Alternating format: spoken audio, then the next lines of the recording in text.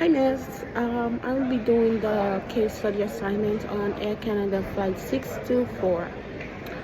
Moving on ahead with it, on the 29th of March 2015, the Air Canada Flight 624 was heading towards its final approach to Halifax Stanfield International Airport.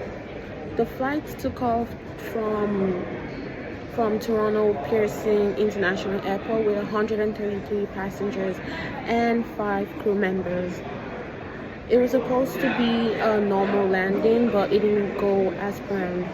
Before the flight took off, there was a snowstorm, and as the aircraft descended through the heavy snowstorm and limited visibility, the pilots were following a normal position approach to runway 5, but due to reliance on automation and misjudgment of altitude, the flight 624 was on a dangerously low trajectory. At approximately 12:30 a.m., the aircraft struck a power line, cutting off electricity to the airport. Then, just 740 feet short of the runway, the plane slammed into the snow-covered ground. The impact caused the Airbus to become airborne again briefly before colliding with the airport's localizer antenna array. The aircraft then skidded across the runway, finally coming to rest 1,900 feet beyond the threshold. The crash destroyed the body of the aircraft, hence leaving a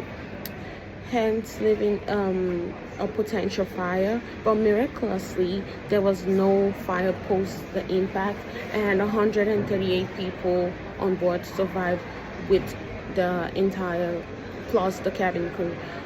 Then they had 25 injured passengers who were rushed to the hospital immediately after they got help. And after the incident, the Transportation Safety Board of Canada launched an investigation in May 2027, 2 years after the incident, and they released a final report. From the report, we could tell that the flight attendants initiated the evacuation process despite the chaotic conditions. The aircraft sustained damage, as I said before, and they were at a risk of fire, even as the aircraft itself was damaged, you could say beyond repair. They still managed to perform their evacuation drills. They still managed to get everyone on board safely. The aircraft sustained severe damage, and there was a risk of fire. And further after the crash, the flight attendants initiated the evacuation process despite the chaotic conditions of the aircraft and everyone on board. Due to the impact, some exits were unusable, and they had poor visibility because of the snow.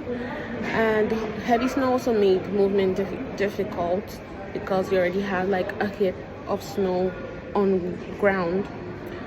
And the cabin crew followed the emergency procedures, directing passengers to the safest exit and ensuring a quick evacuation. The passengers responded differently, as you would expect them to respond. Some of the passengers followed the instructions of the flight attendants. Some of them went ahead to retrieve their luggages, even when the flight attendants would instruct them not to. They still went ahead to retrieve their luggages, which you would expect from passengers during an emergency. And some of the passengers who were injured needed more assistance, but that also complicated evacuation, hence slowing it down. Well, they still managed to get out of the aircraft on time. Knowing that the flight was at 12 a.m., the evacuation was at 12 a.m., the crew members still managed to go ahead with the evacuation. They still managed to make sure that everyone on board was safe and okay, which is your duties and responsibilities of a flight attendant. You could call this an unplanned evacuation because they didn't know that such a thing was gonna happen until they were 470 feet on the runway, and they still had to go back up 1900 feet again before the crash land. I would say that the flight attendants handled everything quite okay, even as you would say they were disoriented after the crash and at that time of the day. Thank you.